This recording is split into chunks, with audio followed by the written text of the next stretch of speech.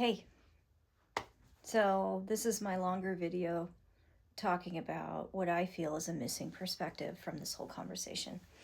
And it's being highlighted in the wake of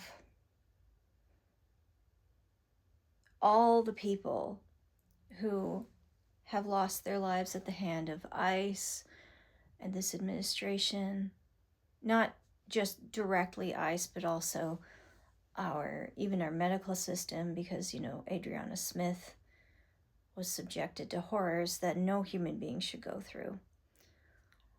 And denial of care, denial of being believed when they said they were in pain, right? And, I posted a list of names of people who also lost their lives to ICE.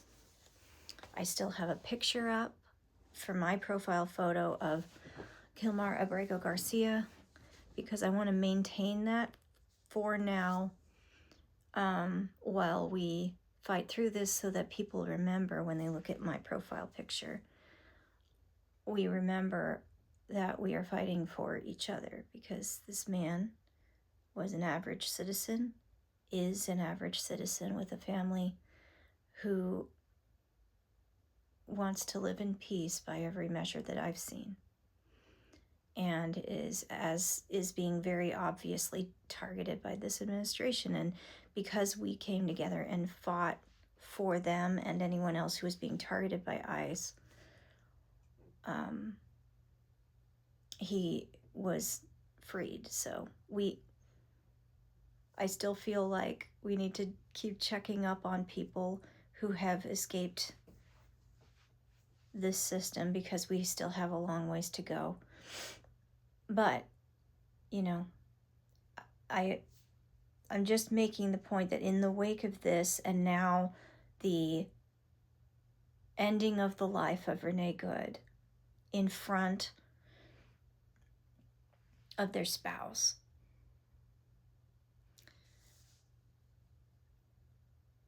it's now being highlighted that, and this is an observation, by the way, I'm not a trained professional. I'm just somebody who has survived a lot of abuse and abusive situations. And, maybe one day I'll lend a more educated perspective, because maybe I'll go study how to help people recover their sense of self after events like that. But at this time, all I'm offering is a layperson's perspective. So if you want to consult with a professional about the psychology of abusers and abuse survivors and generational and ancestral trauma, epigenetics, please go seek them out, because I'm not one of them. Though I do think if I talk about this, and we all talk about this, again, as I've said multiple times in the past couple weeks, if we ordinary people discuss these things, more solutions can be brought to the table. Because the more we realize all the uncomfortable truths that we don't want to face and feel ashamed to talk about, the better things will go. And the closer we get to getting out of this mess. I also think that if we are offered the opportunity to make this clear up all at once, all of a sudden, we should take it, as long as we're smart about it, right?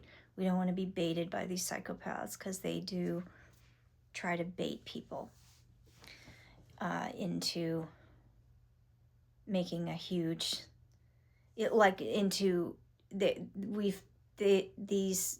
people who have invaded our highest offices, this administration, clearly appears to be a group of untreated, malevolent. They appear to have untreated, pathological, malevolent personality disorder issues. By only my eye, I'm not a diagnostician in that regard either. But it just looks like some patterns that I've seen before in certain people. Now, I'm just saying, we have, with that, I want to segue into saying that I don't think that we discuss enough the faction of not just the Red Hat cult, but abusive governments and, bullies, abusers, all of that. We don't discuss that aspect of the so-called cult that we have in this country. And I think that it's because I think a lot of people are afraid, and very validly so, of every single person in the cult being labeled the exact same way. The Red Hat cult, I'm not going to say the name of it, but the Red Hat cult.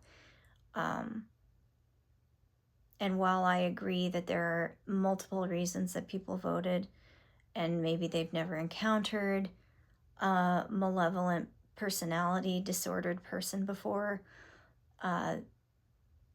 there's a group of people that I don't think that we talk about enough, and they may be more prevalent than we think. And I want to make a couple of distinctions before I get into this.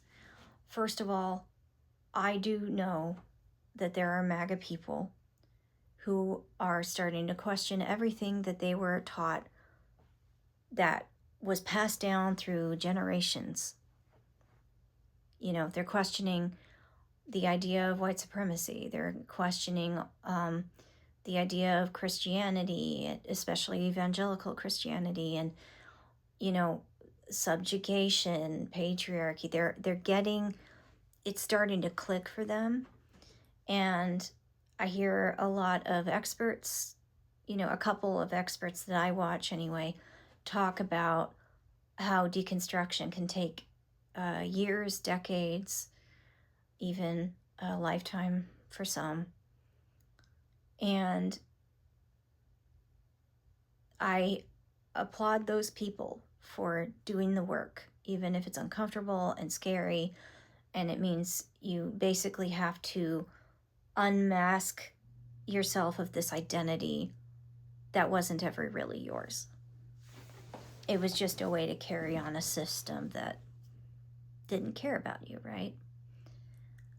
But there's another faction of the cult that I think people are afraid to talk about, but we have to talk about.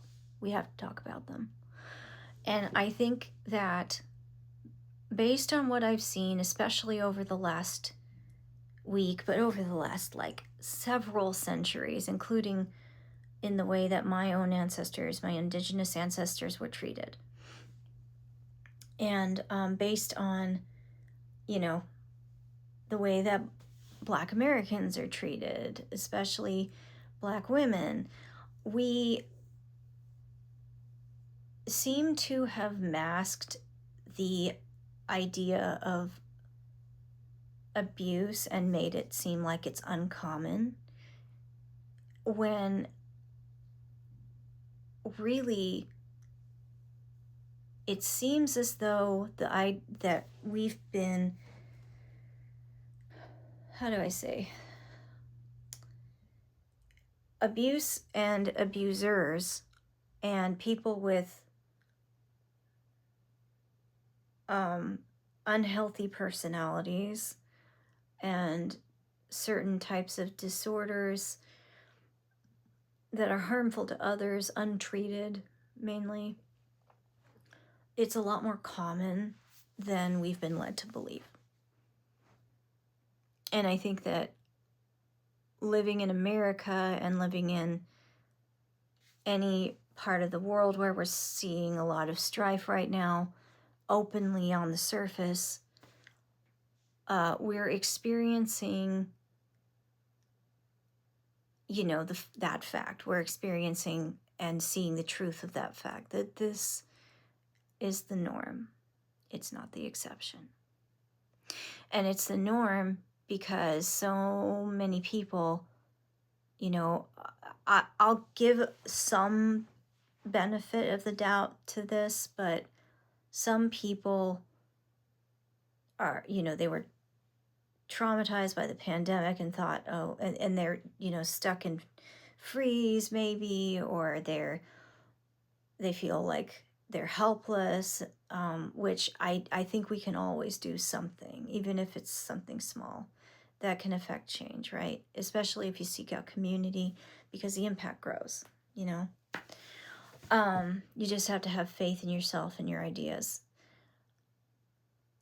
So because of a vast majority of people who thought that their voice didn't matter, and that the impact of a vote doesn't matter, and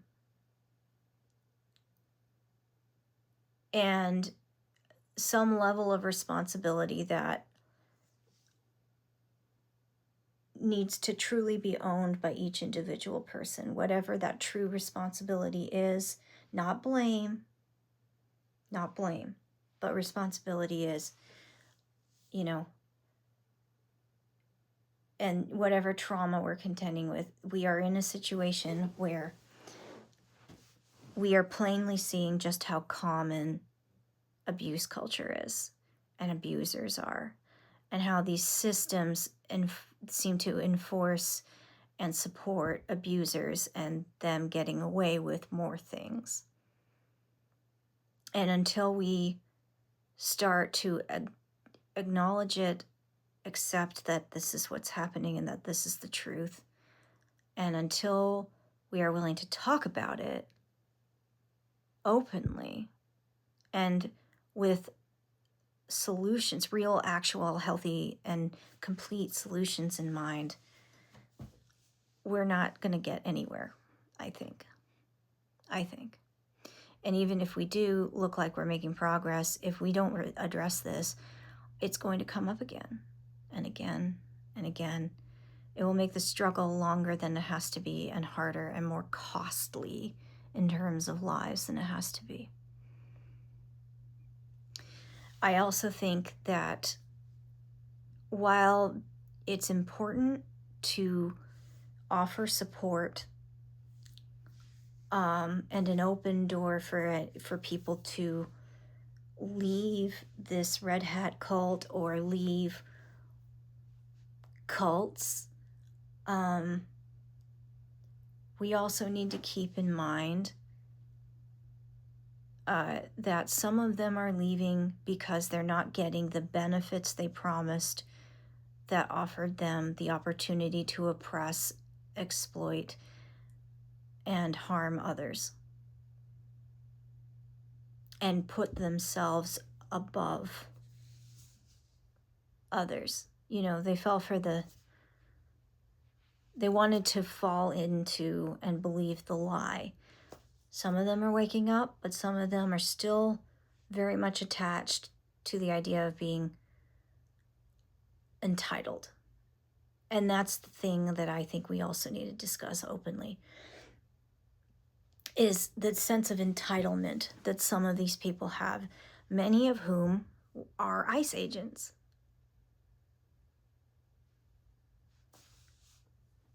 And, a lot of them are men. A lot of them are men terrorizing and ending the lives of people they deem to be beneath them. And they don't want to change. They don't want to be saved. They don't want to get better. And I think that we make ourselves overly responsible for those people. We want to show them the way. We want to show them that there's a way out. And you can, in a way, leave, state your piece, but you have to walk away and understand that you can't rescue people from their own karma, or i.e. the natural consequences of their actions. Because if they're going to create an imbalance by being harmful and abusive, that imbalance is going to knock back on them eventually. It just is. And there's nothing that we can do to really stop it. And if we did try to intervene, it would still have to come back around at some point to complete itself. You know? These are just all my thoughts on all this. I can't say for certain that I have it all correct. I'm just drawing the current conclusions that I can draw based on the quiet and careful observations that I've made over the last year. There are some things that I haven't really spoken on because I kind of still felt that I was trying to work it out in my head so that I could offer something a bit more concrete to the best of my ability. And these people who don't want to be saved, they do believe, or they actually are benefiting. And I'm not just talking about like higher up public figures that we all know the names of, in the more right-leaning side, or whether they're who I deem to be collaborators on the other side, who don't seem to want to intervene for reasons that I have yet to see. We really need to let go of the idea that we can save people in general from themselves. And we need to let go of the idea that we can save people who think that they're benefiting from toxic systems that oppress others. I think that it only endangers more people when we do that, when we try to befriend the abuser, when we try to give leeway to the abuser. I just saw today a effing GoFundMe for the person who shot Renee Good. And despite my my greatest instincts, I went and looked into the comment section of that area, and I was so disgusted at the number of people that were praising them. And it really drove the last nail in the coffin for me, theoretically, metaphorically speaking.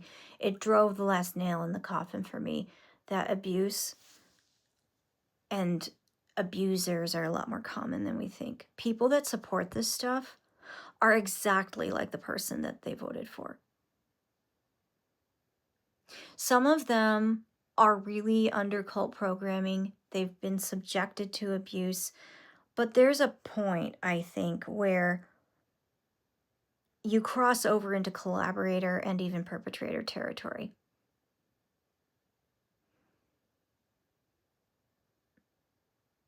I mean, look at the orchestrators of those people that we have all those files on, including the woman. I have to sort of censor my speech to the best of my ability. There are people who start out as victims, but that does not excuse their following harmful actions. You are responsible for how you handle the aftermath of your trauma. And we all make harmful choices, but you contend with what happened and do the best you can to stop the cycle, instead of trying to seek out power in harming and abusing others and then making the excuse that it's because of that happened to me.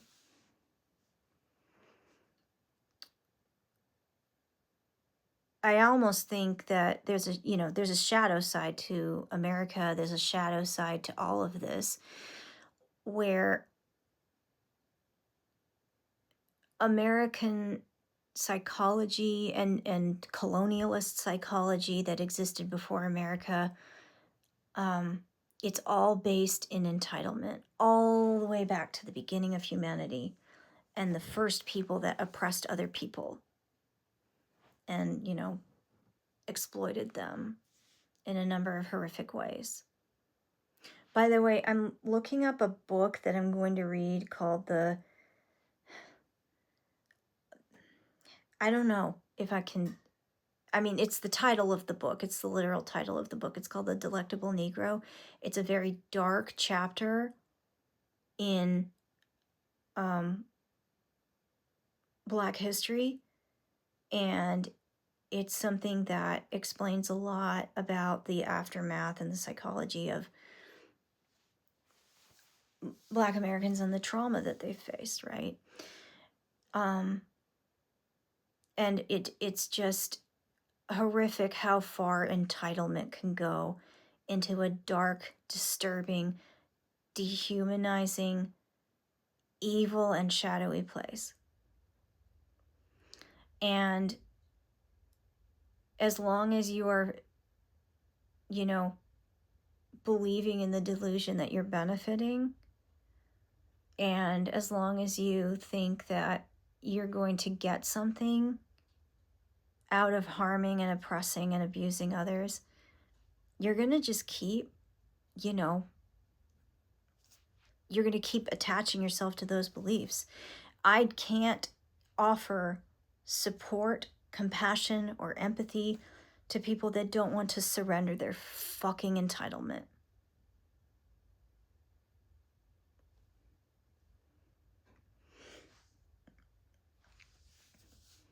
And then choose to be a scourge upon humanity rather than, addressing their issues. This is one thing that I really think we need to accept and understand. That we're not going to address this by being nice to abusers. The abusers that signed up for the cult and that are racist and predators, and they're not just predator apologists. How many of those people do you think have done horrible things to the vulnerable and to kids? And how many? I'm not so. And for anyone who is putting out the concern that maybe I'm putting out divisive rhetoric, the fact of the matter is they're everywhere. They're everywhere. They're in every country and every culture. We might want to learn to pivot and create systems that protect the vulnerable a lot more and protect what we value a lot more, because these people, the ones that are miserable and entitled and hurt everyone they come into contact with out of a refusal to address themselves and their problems, they want to destroy everything. They just do. And enabling them grace is not the solution. It's addressing entitlement and protecting ourselves the best that we can and each other, and doing what we can to support and protect more marginalized communities of people. What can we do to, stop that? Like, really, what can we proactively do? And that's a question I want to put out there. If you want to leave a comment and discuss that further or offer suggestions, I would love to hear them. Maybe, I know I'm going to read more about this and how to, deconstruct entitlement, and or how to be more on the proper defensive against these entitled, abusive people. Because I think that what happens is it starts with, generational trauma of some sort, including the long-term effects of willful moral injury. It breeds more generations of abusers that are, cause a lot of problems for everyone they come into contact with. And while I am not an expert in how to fix those people, I know what is necessary in order to make sure that they don't gain power, and it's accountability, especially at the lowest level or not at the lowest level, but at the most basic level, in our homes, in our neighborhoods. in our communities. What are we going to do to stop this and say no more? Right? Because if we don't address it at the most basic core level, these people go up the ladder, they cheat and backstab their way all the way to the top, and then exploit everyone and draw in all the resources, like what's happening now. It's mass control, mass abuse. And so for the sake of coming generations and for the sake of our current loved ones, we must let go of the idea that we can save abusers. They have to do the work themselves, if ever at all. And in the meantime, we have to focus on protecting the people that they tend to target. And another thing is,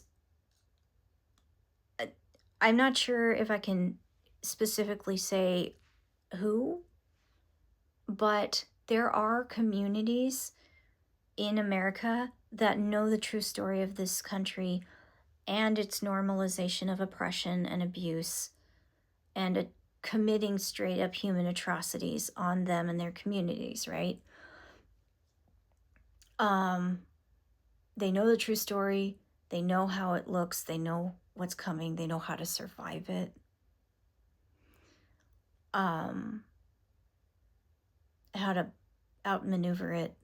And of course, they were screaming and warning us to avoid this outcome.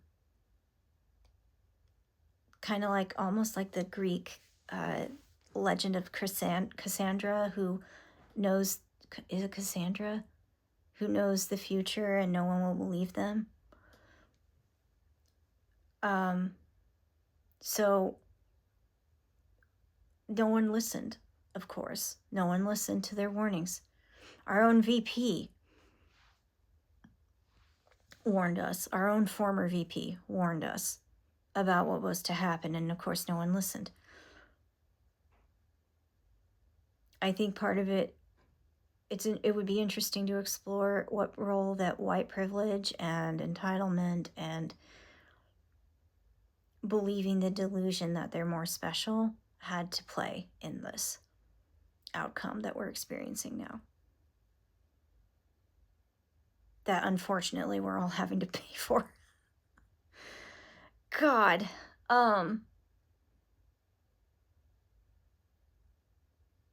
It's sad because I also have experienced on a personal level, and maybe more of you than I might realize also have gone through this, where someone offers you great advice, but you just weren't ready to hear it and you had to learn everything the hard way, right? I know I have. And then also having people in your life who you wanted to support because you know what that was like, and you look at where they've been or what they're struggling with, and you know that you can help them, and you give them advice, and you really, really want them to take it because it will make everything easier. But nope, they got to learn everything the hard way too. And these communities that know the true history and the true dark side of our country warned us. They warned us. And it must be really hard to watch this happen. I'm just going to say, Black Americans, a lot of Black Americans have offered amazing advice and guidance and mentorship, and mentorship, but any form of guidance, really, good advice. I listen to them, and I'm listening. I'm, reading a lot of, great history, especially like Frederick Douglass, and I'm getting into bell hooks more. There's so much good advice that would make everything easier, but of course, it seems like a lot of people don't want to listen to them because they don't value their opinion and they view them as lesser. When in reality, I think it's, oh God, I don't want to say it in a supremacist way, but they just know more. They know more. They know more.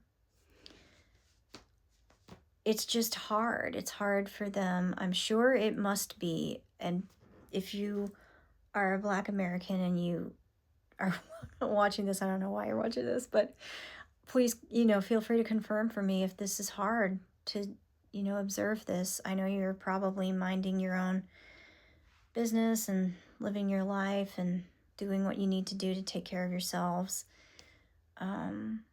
But it must be tough to watch all these other people do the hard thing when it could have been so much easier. And now it's endangering the whole world. And that's another thing too, is I think the next time if I happen to be in a situation where I have to offer someone advice, or they offer advice to me and because I'm struggling with a problem, I'm going to remember that sometimes if you don't even try to consider a person's advice, your following actions of doing everything the hard way is going to hurt everyone around you. There's a good likelihood it will.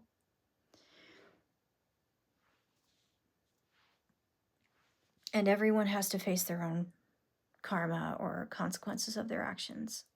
The following generated experiences that naturally follow certain actions you take. And you can't save people from that. You can offer support, you can offer your viewpoint on another possibility. And I'm not making this as a piece of advice. This is just the way I see things personally.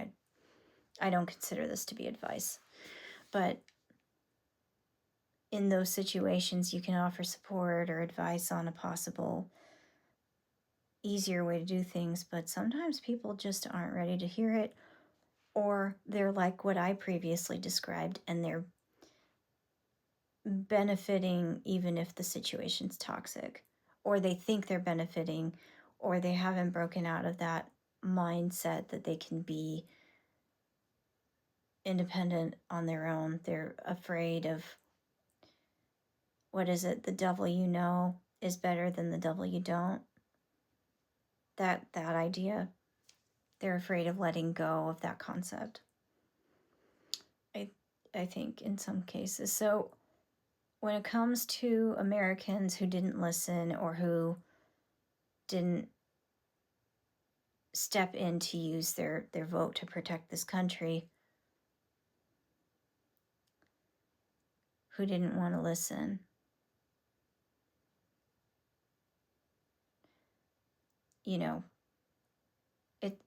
it could have been so much easier, and it doesn't have to be this way. And I get that some people say both choices were horrible, but I can't think of a single situation where the choice we made now was better or equal, even. Like, never. The situation is never going to be perfect, but it can be better. And if you are watching this far into the video and you want to know how you can fix this and remedy these issues, first of all, stop trying to save abusers. They have to save themselves, and they have to and protect the people that they want to target. And also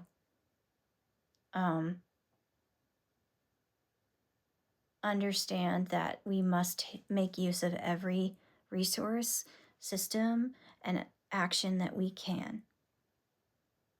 I'm not saying burn yourself out. Please take care of yourself. That's also helpful. But take the necessary steps to research and understand who we're dealing with here in every aspect. And also what you can do to help others during this time. even if it's a phone call, even if it's an email or a letter, or showing up at a town hall, or helping out your neighbor in some way. Building community, that's another good one. Turning inward to your communities and seeing what issues need to be dealt with at the community level. Like the largest town in Alaska, we call it a city because Alaska doesn't really have cities. We just have like towns. But the largest town in Alaska is a short distance from where I live, somewhat short. And they have an issue with homelessness. Like, it's become a lot more prevalent since this administration took office. I spend a large amount of my time in that town. And I do everything I can. If I have $5 to give to the organizations that help the homeless people in that town, I give it to them, or make a food donation or clothing donation. Volunteering is trickier for me personally because my health is so unpredictable. I can't always offer steady volunteer support, right? But whatever you can do. And also, don't be so hard on yourself. I'm not saying be lenient to the point of not being proactive, right? But don't be so hard on yourself if you can't do every single thing. We are not perfect. It's okay.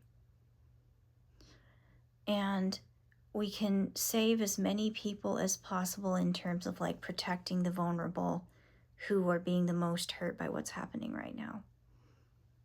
Especially if we look amongst our own communities and neighborhoods to see who needs the most support. Not all of us can do everything, but a lot of us can do something. And that adds up. And it's perfectly okay to both forgive and challenge yourself at the same time. And please do not let horrible, evil people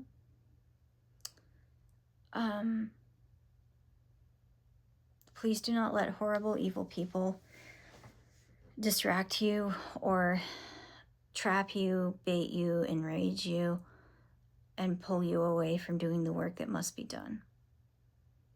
We have a lot of work ahead of us. We have a fight ahead of us. Let's hope it ends before the next term. But even at that point, we just need to understand that there is a lot of work to be done starting right now and moving forward. And also, do not comply. To the best of your ability, do not comply. Do not get complacent, and do not comply with the nonsense that's going on. Question everything too.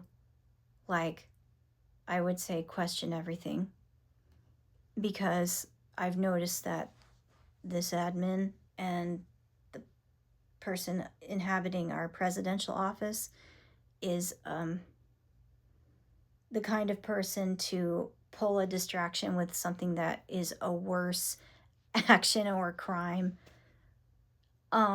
in order to control your focus and access your fear. Triangulation too, and trying to create enemies. These people that are, doing all of those horrible things and trying to manipulate the populace and control us, those people were the neighborhood abuser at some point. And somehow managed to not be held accountable and get away with more things, more of their crimes. And then they thought, I can just keep going all the way to the top. And they did. It all starts in our homes. It all starts with, generational trauma, it also starts with how people are raised. And it starts with, a lot of complex things that just start in the home. And I guess the last thing I want to point out is, what are you going to do to break the cycle? And put a stop to this in any way you can. Please feel free to contemplate on it and then leave me your thoughts. I'd welcome them. I welcome all civil discourse, civil, thoughtful, helpful discourse. I'm going to leave you with that for now. Okay.